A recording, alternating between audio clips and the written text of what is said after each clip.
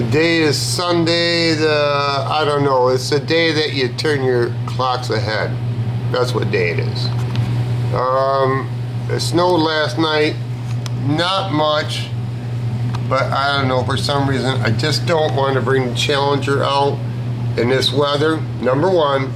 Number two is, I paid for insurance through Hagerty yesterday, which they will send your proof of insurance to your email so you can print it out. So if your printer's out of ink and then you go buy ink and then you put it in there and it says it does not recognize, then that's magenta ink. So you try to set it up where it's just going to print black, and not going to happen. Parental guidance and user discretion advised. That's how it started out. So I guess I got to wait a week. Okay, here's the rest of it. Oh, we'll get to this little rascal. I know better. No, I should know better, but I don't do bodywork on a daily basis. Not like I used to, kind of to a certain extent. So, I'm carrying up some more pop up the stairs. The stairs probably, oh, I did get this in here yesterday. I actually put a battery in it and it started, and it hasn't started in 5 years. I haven't started it. And she smoked like a mad dog for a while, and then she cleared up. Anyway, see, now I'm around this, it makes me want to finish.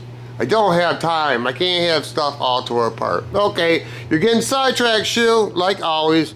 You're a little ADHD. Okay, so we got 24 cans of pop. Getting ready to leave home, and I'm carrying it up the stairs, and from the second floor, first floor, whatever, it's like a walkout basement, I don't know, whatever you call it, bi-level, that's what it is. Anyway, I walk up from the sewing room, 6 steps, put it on a chair, and turn around, and you know what happened. The 24 cans broke, but it didn't open up the case. It pinned, I don't know, made one of the cans leak. Okay, so we got pop going all over everywhere. So you got to take each can out and wipe it, and you can't just wipe it, because if you just wipe it without a cleaner like Windex or something like that, it's going to be sticky forever. So as I'm doing that, then what gets worse is, you ever tried to get down?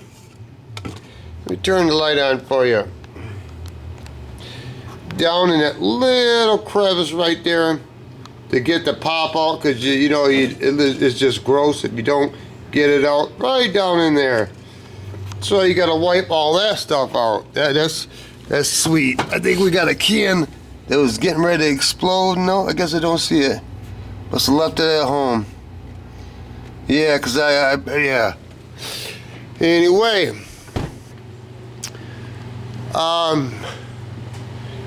I struggled with this thing yesterday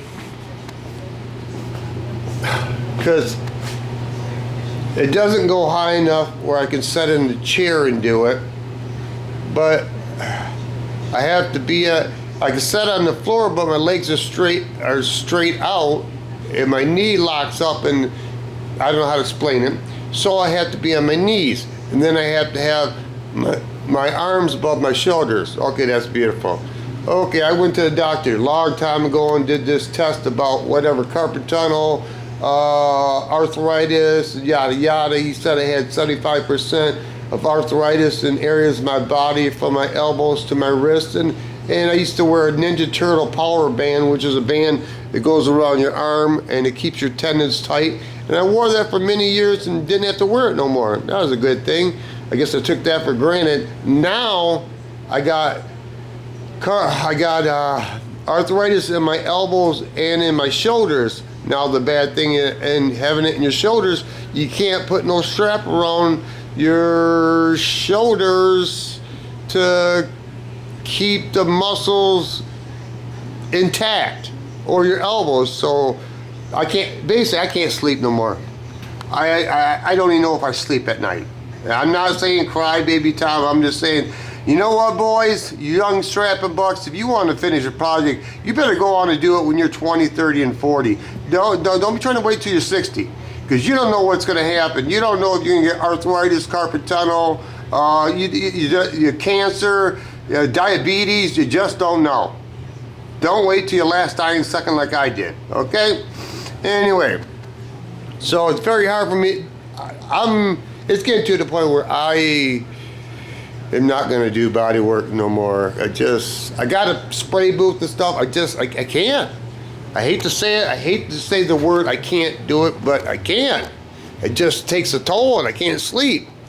Then I was walking around here the other day, yesterday, and of course, you know it's not going to show because the sun's shining on it. Because it was dark last night when I looked at it, and that light right there was on. Oh my God, if they're right here, I don't know what happened. I don't know why you can't see it. Like I said, it was dark when I left, but that light was on. There is so many ripples right here. It almost looked like, I don't know what happened. There is like at least 6 ripples right in this area. It's like, yay, you know. I know this is a used van, I know this. And there's some things I can accept, you know, how this is higher and lower, because this is just the way life is in a big city. There is no adjustment, okay? She's right there, she's welded. Right there, she's welded. She's got new pins in it, so the door don't drop, so it's not that. So what happened into it?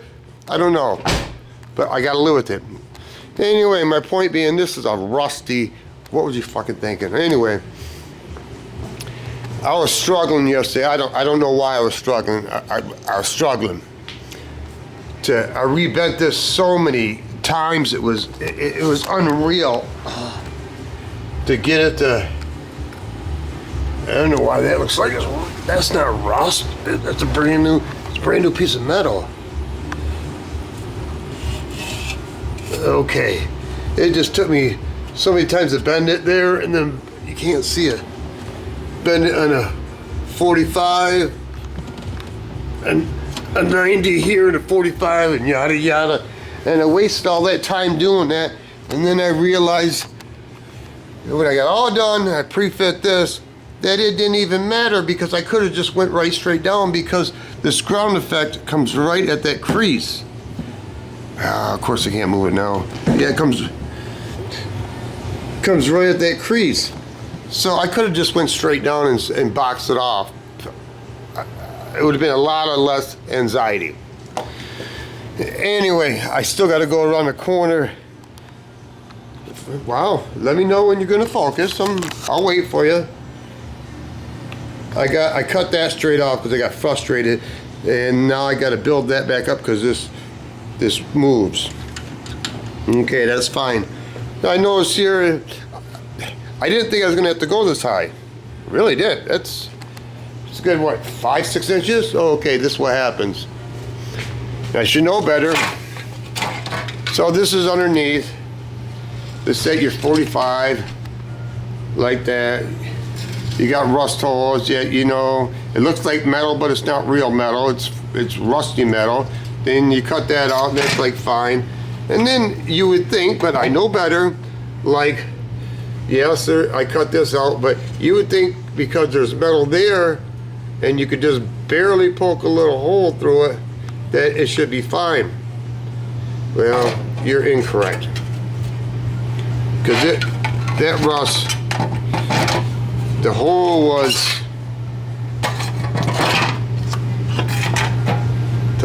there, so it's halfway in between the piece.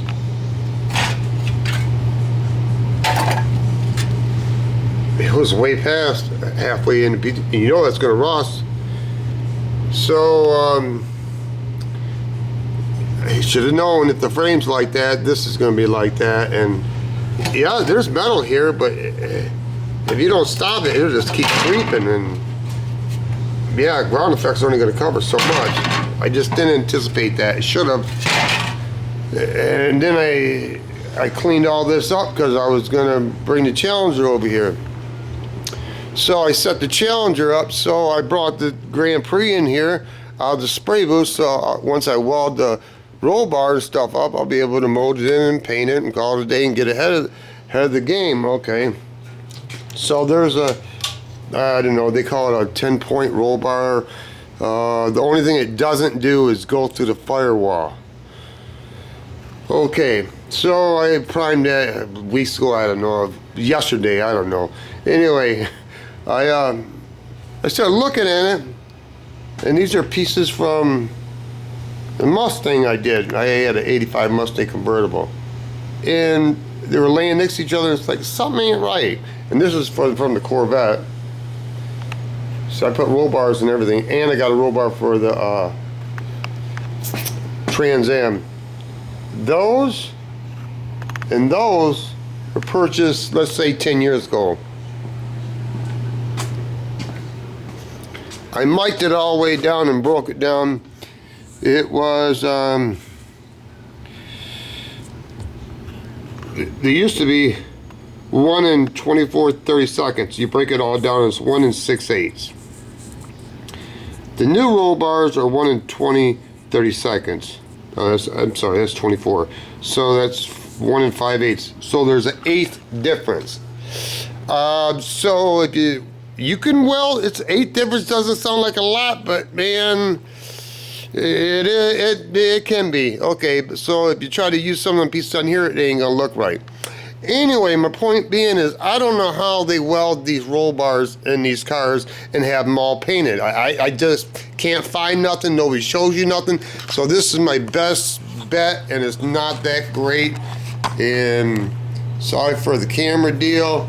So this is my best idea, and it's not that great. I wish I could find something else, but I really can't. I think this stuff is right here. If I can flip this around, this video will be too long.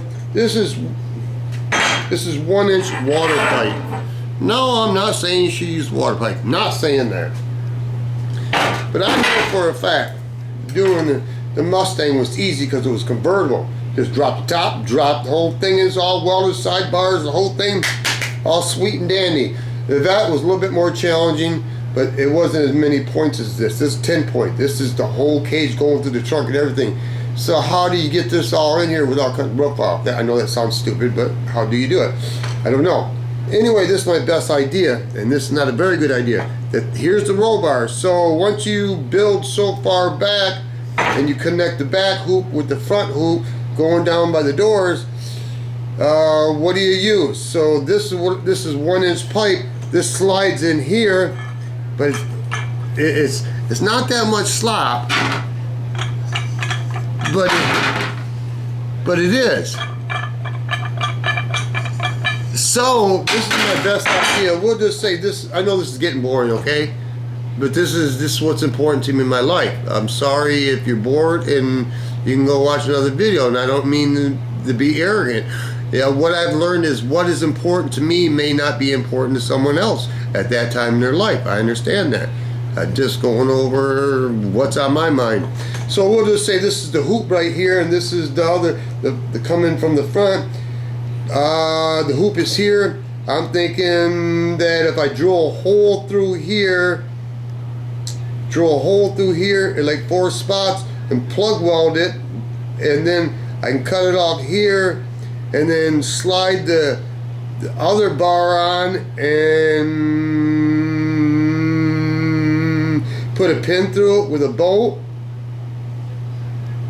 I don't know, because the only roll bars that I see, yeah, they sold this for a Challenger, but they're not saying it's a drag strip. I'm thinking it's a drag strip Challenger, because it's the Challengers I've seen that, well, they're not show cars, but they call them show cars, where they're all bolt together roll bars. This is not bolt together. This is welded. Why do I go with roll bar? I crashed the Vet. Okay. Did it roll? No, it didn't roll. I'm glad I had roll bar when it hit the curb. Okay. We're not even going to go into that story. A Sportster. I hit a deer doing 80, 90 miles an hour. No, I can't put a roll bar around that. I generally put roll bars and stuff because I drive hostile. I drive really nice, like the S10 truck, S10 truck and a van and stuff, if it ain't got no horsepower, I'm not gonna try to make it do anything. But if it's got some horsepower, why do people buy like a Hellcat or something? Because it's got the horsepower and they're gonna use it. I love these advertise on Facebook. It says, got a Hellcat, got 20,000 miles on it, never used launch control, and never burned the tires. Hello, you're gonna tell me you bought a $60,000 to $70,000 Hellcat with 707 horse, and you never used launch control, nor did you ever do a burnout? Really?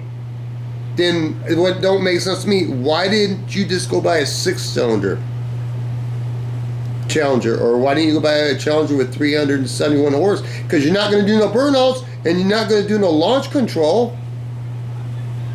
Anyway, my point being, I know I'm still rambling, is that like my V-Rod, do I roast the tires? Yeah, because it'll do it. It's the V-Rod is 1190 horse with 180 millimeter tire. I don't know why they go millimeter, but I can roast them first and second. The Challenger, I can roast first, second, third. And there's someone out there that said that they need to see a video of it. I guess they don't believe it. Well, if you do a research on the SRT 8, which is 2012, it comes out with 470 horse, and then you go from an 83 to 93 throttle body. Then you put a Diablo tune on it, which is $1,000 for this tuner. So you calculate that up, it's like 15% added on. I'm calculating a cold air intake with a Hellcat, cold air intake, and then Hellcat headlights that actually lets the cold air in legitimately, and it's a 392. So I'm thinking it's gonna be 550 horse. I'm not exaggerating. I believe that's what it is. So this gentleman says that he needs to see it. I'll show you. In the summertime, I'll show you the burner first, second, and third. That's why I bought the car. Anyway, where'd I go? I get sideways on that? I don't know. But how does anybody else do roll bars? Because I'm not trying to getify this. Okay, last but not least, this is going to be real long. So I read an article on Jay Leno in the Haggerty magazine, and of course he's got a Hellcat and he's got a zillion cars, but he just bought the Demon 170 for under 100,000, which you can't buy that now because they don't make them no more. But what's on the showroom floor, they're marking them up like they're going from 100 to 180. They're doing it on